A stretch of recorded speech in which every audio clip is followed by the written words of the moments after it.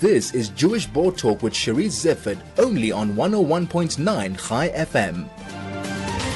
Trevor Asserson is a British-born, Israeli-based lawyer specializing in litigation. He's the founder and senior partner at Asserson Law Offices, providing UK legal services from an offshore location, which is now the largest foreign law firm in Israel. In 2000, he founded BBC Watch to analyze BBC media coverage of the Middle East. A little while back, he published a report on the BBC's coverage of the Israel-Hamas war between October the 7th, 2003 until February the 7th, 2024.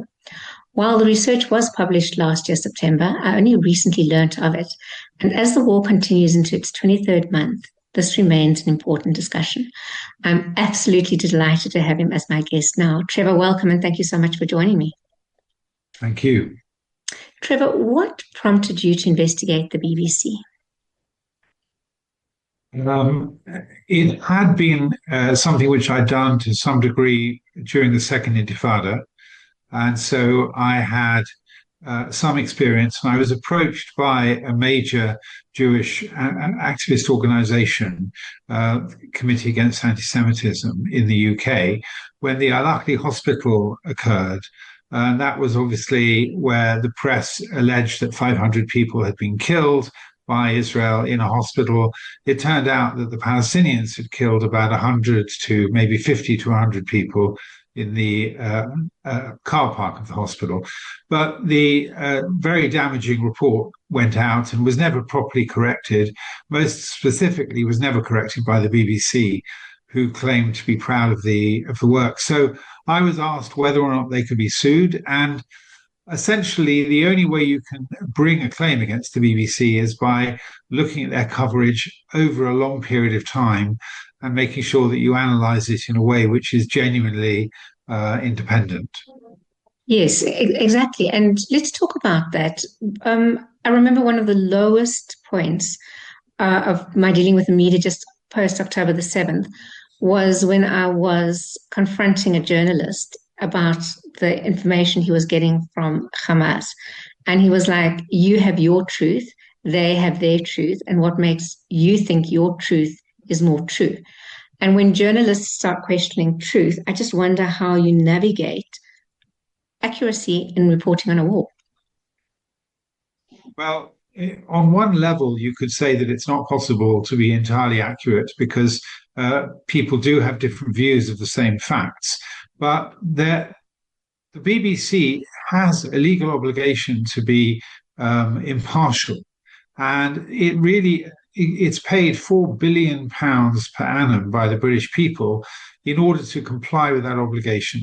And it has about 130 pages of rules, which they claim, if those rules are followed, they will achieve impartiality. So what we did was we didn't try to say what is true or what isn't true, because that, as you correctly say, is a very difficult task. But we tried to see whether or not they obeyed their own rules. And to give you one example, there are very few journalists in Gaza other than Hamas-controlled journalists. There's very, very well documented evidence that Hamas controls every word that goes out of the area where it holds sway. And the BBC has an obligation in its own regulations to say, whenever they're reporting from an area where there are reporting restrictions, to say there are reporting restrictions here. When someone is reporting who has a particular interest in the output, in the story, they have an obligation to say the person who is reporting has a particular interest. For instance, a member of Hamas will have an interest in portraying the story, the truth that they have, in a way that supports their story. The BBC never, or virtually never, complies with that obligation, and either of those obligations. And that's an example where we can actually count the number of times they comply, count the number of times they don't, and call them out for their breaches of their own rules. That's the kind of example where you can say, the truth is not the issue here. The issue here is, are you obeying your rules to achieve impartiality, which they're clearly not. So your report covered 6 months from October the 7th until February the 7th, which was very heightened activity. What did you find in those 6 months? Well, what we did was we found a number of breaches.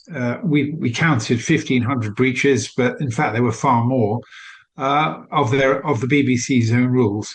What we discovered was that the BBC was not breaching its rules of impartiality; it was totally ignoring them.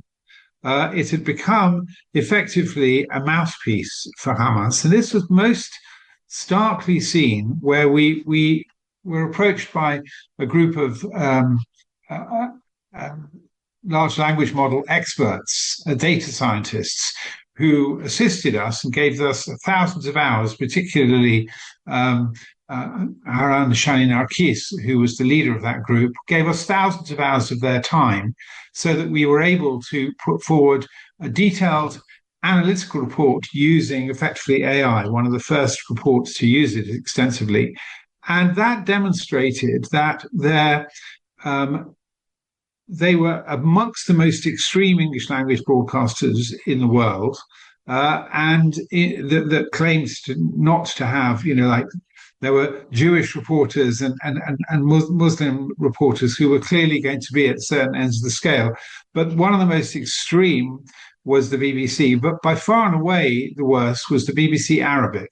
BBC Arabic, when we measured it on a scale showing all different reports across the world, BBC Arabic came out basically next to Al Jazeera. Now, Al Jazeera is essentially a pure pro-Hamas report. And the fact that the BBC, with a duty to impartiality, is putting across almost identical message to Al Jazeera is, to my mind, a remarkable finding.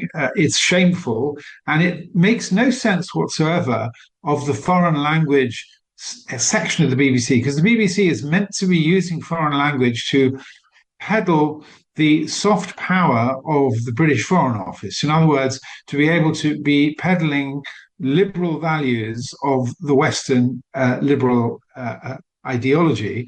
And what it's actually doing is it's using government money and the money from the license fee to peddle an extremist, pro-Islamist view, which lauds the terrorists that brutally attacked Israel on the 7th of October. Wow. I mean, in a way, it's kind of more understandable that an Arabic version would be more Islamist or pro-Hamas. But I think the biggest disappointment would be the English language BBC, because I mean there were a lot of spoofs made at the time when the BBC was misreporting its on the conflict. But what has the response by the BBC been to your report? Well, before I answer that question, I just want to mention perhaps the most dramatic finding, because finding that Al Jazeera and the BBC Arabic are very, very similar is disappointing. But as you say, perhaps not surprising. Most of the editors, the senior editors within the BBC, don't speak Arabic. So essentially, it's captured by those journalists that do. What is really remarkable is, and this I had from speaking to people at every level, including board level, former board members, down to mid-level journalists and junior journalists, was to ask the BBC and to look at their own systems to say, what is the methodology you have for measuring whether or not you are complying with your obligations? Do you count how many interviewees you have who are left or right? Do you count how many interviewees who are members of Hamas or its affiliates? Do you count the number of programs that you put out that are demonstrating one side or another of a conflict? And the answer is absolutely shocking, because the BBC, in fact, has no methodology at all for checking whether or not it is complying with its incredibly important obligation of impartiality.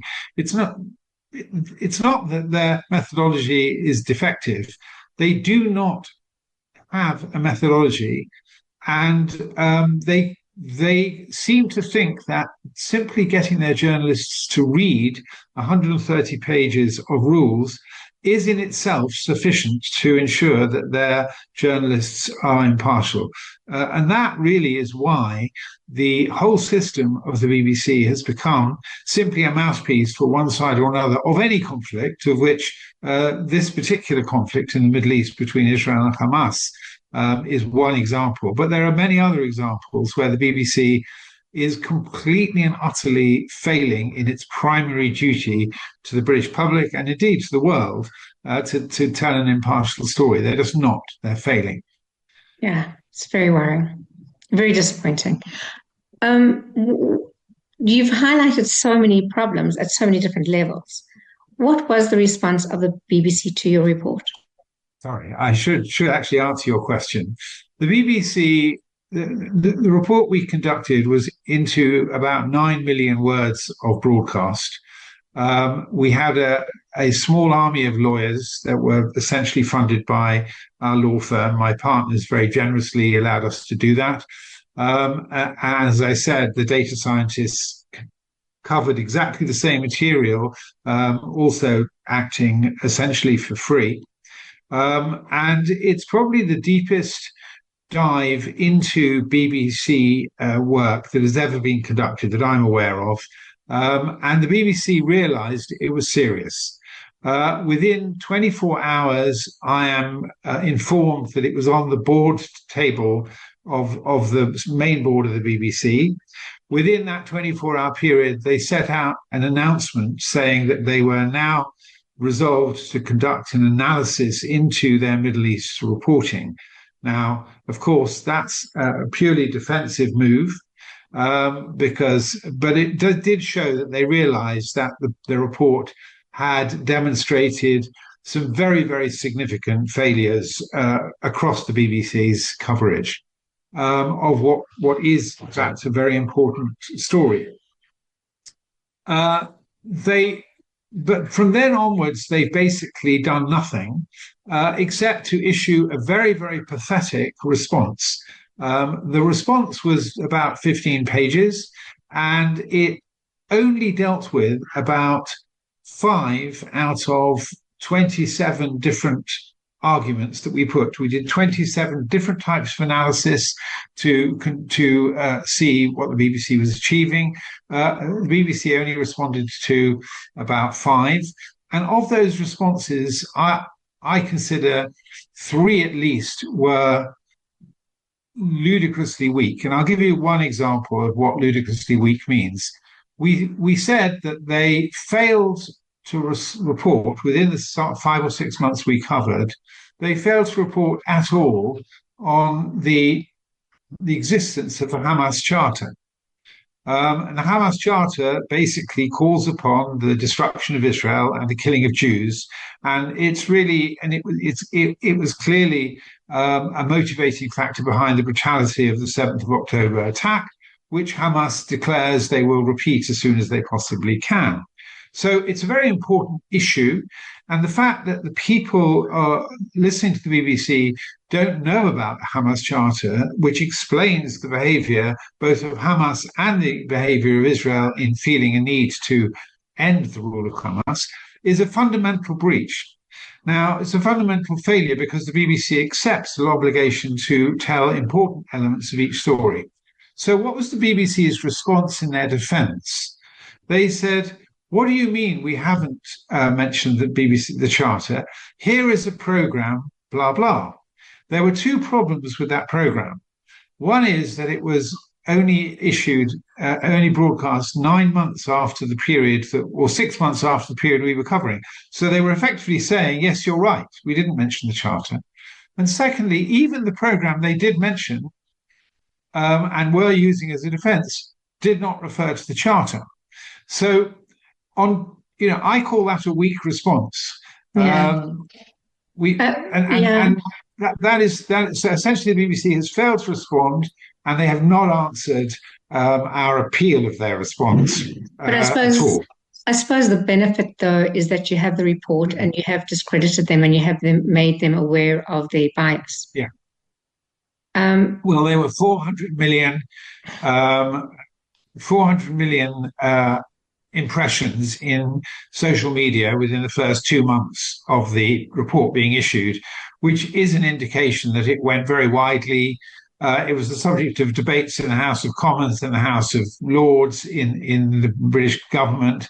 It was the subject of an application for the BBC to be analysed by the House of Lords. It's been used in many forums. So yes, it has set out a standard of analysis and demonstrates beyond question that the BBC is in breach of its obligations. And the BBC has such, it's obviously UK based, but it has such importance throughout the world. It's one of the recognized platforms for disseminating news. Trevor, this would have to be, unfortunately, my last question to you. But as the war has progressed, do you think coverage of it has gotten better or worse? I think that the recent coverage, which alleges starvation, mass starvation, and brutal killing by the Israeli army, has become totally hysterical. I strongly suspect that there is hunger, sadly and tragically, in Gaza, and there may even be people who have died aggravated by a lack of food.